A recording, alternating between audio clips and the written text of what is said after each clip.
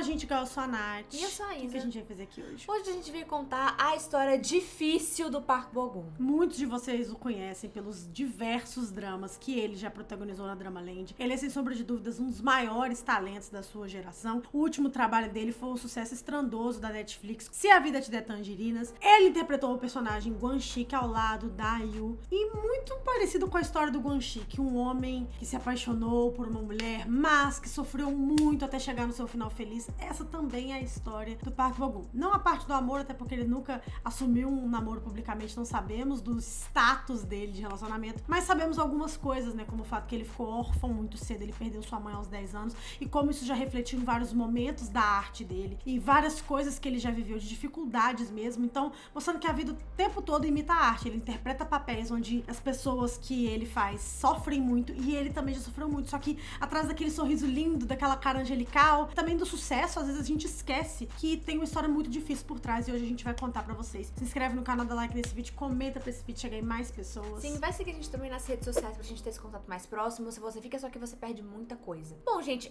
a vida do Park Bo-gum começou difícil, literalmente desde antes dela começar, de fato, tá? Ele nasceu em junho de 93, mas o seu próprio nascimento já foi complicado. Quando seus pais engravidaram dele, eles não sabiam que eles estavam grávidos, até porque acreditavam que a mãe dele era infértil, tá? E ela estava tomando alguns medicamentos ali enquanto ela estava grávida, descobriu depois que, né, deveria parar de tomar esses remédios por estar esperando um filho, só que isso poderia gerar alguns problemas e complicações pra criança. Eles até pensaram em abortar essa criança ao longo do caminho, porque poderia nascer com problemas, mas eles acabaram resolvendo levar a gravidez à frente, e quando o Bo-gum nasceu, foi uma complicação que só, tá, gente? Porque ele já nasceu doente, com uma febre muito alta, ele teve que ficar no hospital pra se recuperar, então foi muito complicado. Os primeiros meses de vida do Bo-gum foram dentro de um hospital com os pais dele preocupados se ele iria conseguir passar por essa ou não. Inclusive, gente, a família do Bo-gum é uma família muito religiosa, eles oraram muito juntamente com um pastor pra poder, né, a saúde do Bo-gum ser restaurada. Inclusive, o nome dele foi sugerido por um pastor. Bo-gum significa espada preciosa, ou seja, uma pessoa que lutou muito pra estar ali, né? Então, depois de orar muito, em 2 meses, ele estava praticamente recuperado. A saúde dele havia voltado milagrosamente. Então, Bo-gum é uma pessoa que cresceu numa família muito religiosa e ele leva isso consigo até hoje. Mas, infelizmente, os mesmos tratamentos que a mãe dele estava fazendo antes mesmo dele nascer já demonstravam e denotavam uma saúde mais frágil, e ele, quando estava na 4ª série, aos 10 anos, infelizmente,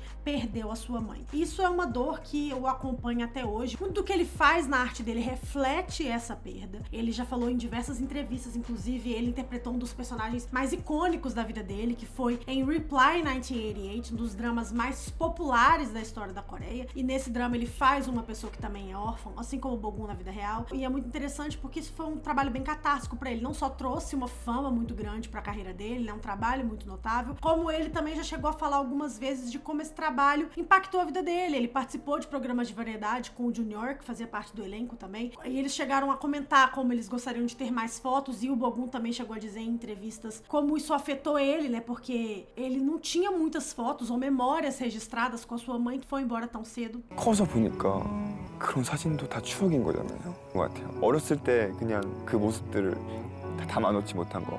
Houve outro momento também durante as promoções de Reply, onde ele é filmado lendo para uma das cenas do drama, e ele tá lá com os diretores de elenco que não sabiam que ele havia perdido a mãe, e foi muito doloroso a gente ver, né, ele tendo que ler sobre um órfão, sendo um órfão também. 밖에서 있었던 건 다 알고. 네, 거의. 엄마예요? 엄마예요? 저 어머니가 돌아가셔가지고요. 정말요? 네. 우리 엄마 보고 싶다. Então, a vida inteira do Bo-gum sempre foi muito pautada por toda essa perda. Eu acho que todos nós que já perdemos um pai, a gente sabe como isso muda pra sempre a nossa trajetória, mas quando a gente perde uma mãe ou um pai nessa idade, na Tão primeira, cedo. na segunda infância, na adolescência, é pior ainda. Você ainda não navegou os anos mais difíceis da sua vida e você já perdeu um dos seus maiores esteios, a nossa mãe. Então, ele nunca mais foi a mesma pessoa. Eu acho que até por isso que depois que ele voltou do exército, ele se jogou realmente nisso da igreja. Essa coisa dele ser uma pessoa religiosa sempre fez parte dele, da família dele, e parte também de quem ele é como uma pessoa pública. Ele nunca escondeu que ele é um homem de muita fé, ele nunca escondeu que ele é um homem que dedica toda a sua vida ao Senhor, porque eu acho que na fé ele encontrou esse consolo que a perda da mãe, né, tirou dele. E falando na sua carreira profissional, ele é um cara artístico desde que ele era criança. Só que, a princípio, gente, a ideia dele era seguir um caminho mais pra música. música, ele queria ser um cantor originalmente falando. E ele fez várias audições para várias empresas. Ele fez teatro musical na universidade, ele fez audição para diversas empresas como a YG, a SM, a JYP. Só que foi a HQ Cyrus que viu o talento nele ali, contratou ele pra sua empresa e falou: cara, eu acho que você tem talento aqui, mas vamos seguir pra esse caminho de ator que eu acho que vai ser melhor pra você. Inclusive, gente, o Young Hyun-suk, que é o criador, né, da YG Entertainment, já chegou a dizer que o Park Bo-gum é o maior arrependimento dele, que tipo assim, que ele não aceitou ele na sua empresa, e é um grande arrependimento que ele tem aí na sua carreira, obviamente porque o Park Bo-gum é um dos maiores artistas da Coreia do Sul, né? 보호자 아깝지.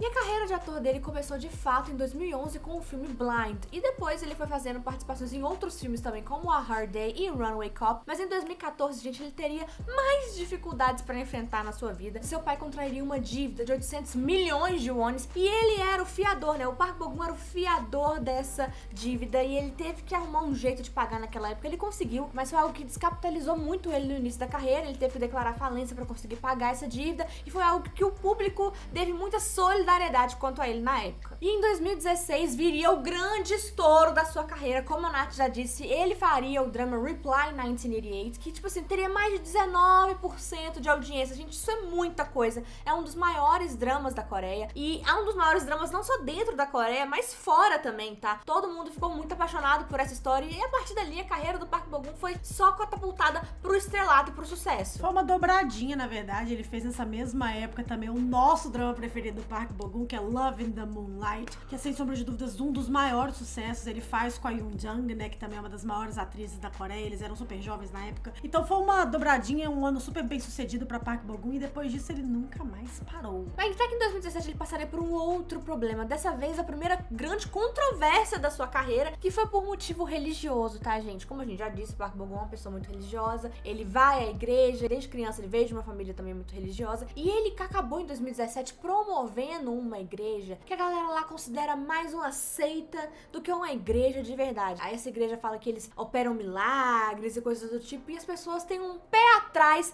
com essa igreja que o Park Bo-gum frequentava. Até porque se vocês estudarem um pouquinho da cultura sul-coreana, inclusive a gente já morou lá e a gente sabe bem, muitas pessoas que moram lá falam com as pessoas que estão recém-chegadas, não fala com gente mais velha ou gente estranha na rua que vai te pedir informação pra você ir ver um negócio com ela, até porque os coreanos não são tão abertos e receptivos pra pessoas de fora assim, então geralmente essas pessoas querem te levar pra um culto, tem muito isso, é uma epidemia mesmo. A gente já viu idols que foram, né, depois de anos saindo do armário aí como pessoas que foram criadas em cultos pelos seus pais, em seitas religiosas, é muito comum. Então, o Park Bo-gum, por ser um homem que já, né, tipo, proferiu sua fé desde sempre e publicamente falando, nunca escondeu o fato que ele é uma pessoa religiosa, tem que tomar muito cuidado com a igreja que você faz parte, porque às vezes pode ser o caso de você estar entrando aí numa furada, né, numa cilada, Bino, e foi o que aconteceu. A galera tem que saber separar uma coisa da outra, né, tipo, ele não é o fundador da igreja, nem a pessoa que tá lá enganando fiéis. Você pode ser um equivocado sincero, mas ainda assim, por você ser uma pessoa pública, isso vai respingar em você. Ele chegou a se desligar dessa igreja em 2017, 2018 aí fez encontro, né, com a Son Hye-kyo, um dos dramas grandes daquele ano também, e depois foi pro exército. Acho que tudo também foi bom pra ele dar uma descansada na imagem, mas depois que ele voltou também, ele já começou a frequentar outra igreja aí, falar do Senhor também nas suas mídias sociais pessoais. Mas então... dessa vez a galera até gostou, porque, tipo assim, era uma outra igreja que não tem essa fama de ser seita igual aquela outra, e a galera até gostou, tipo,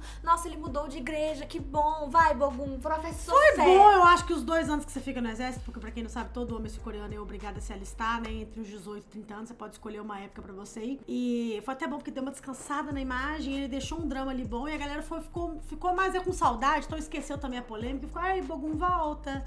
Depois ele volta, ele é o Golden Boy da Coreia, né? Ele é muito não problemático, uma pessoa que representa tudo que o coreano gosta, né? Bons valores, conservador, bons costumes, talentoso. Gosta, né? Serve o Senhor. Bonito, padrão, double eyelid, você sabe como é que é Coreia? E depois que ele voltou do exército, gente, ele já foi pegando projetos, e um que se destacou bastante foi um filme que ele protagonizou no ano passado com vários artistas muito grandes na Coreia, como o Gong-yoo e a Suzy, o filme Wonderland, que saiu na Netflix. É um filme que fala sobre perdas, inclusive mais um trabalho que o Bo-gum conseguiu se identificar muito, já que é um filme de ficção que fala sobre pessoas poderem conversar ou ter contato com pessoas que já faleceram, que eram muito importantes na sua vida. O Bo-gum e a Suzy fazem um casal nesse filme, é um filme muito legal se vocês quiserem também assistir. E na época que eles estavam promovendo juntos, todo mundo ficou muito apaixonado, né, pelos dois como um casal, porque todo mundo é apaixonado pela Suzy, todo mundo é apaixonado pelo Bogum. Então foi muito legal ver os dois como um casal nesse filme. E atualmente o trabalho mais novo dele é Se a Vida Te Der Tangerinas, né, que tá na Netflix, que ele protagonizou com a Ayu, um sucesso estrondoso também. E, de novo, ele interpretando um papel de um homem forte, compenetrado, com uma bússola moral muito grande, pai de família, apaixonado pela Ayu desde que ele era criança. De novo, trazendo aí muito do que o Bogum é na vida real, um bom menino, uma pessoa boa, compenetrada, com forte ética de trabalho, né, ele é o rosto de várias marcas, ele é uma pessoa amadíssima na Coreia. Só que eu acho que a gente às vezes pode esquecer o fato que a vida dele, o início de tudo, foi pautado por muitas perdas e dificuldades, e talvez a gente não saiba disso por causa de todos os louros e sucesso que ele colheu, sendo apenas um rapaz de 31 anos, né? Ele é muito jovem ainda, então... A história dele é tão mais profunda do que a gente imaginaria só olhando pra ele, olhando o sucesso que ele tem hoje. Ele lançou álbuns, ele lançou músicas, ele ainda conseguiu realizar também esse sonho que ele tinha de criança, de ser um cantor.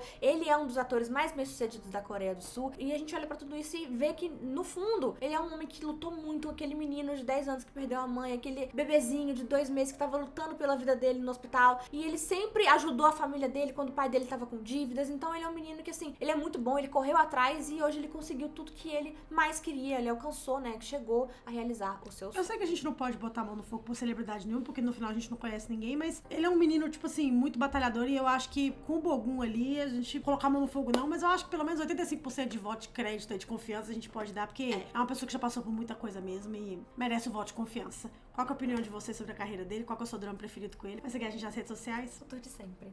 Um beijo. Tchau!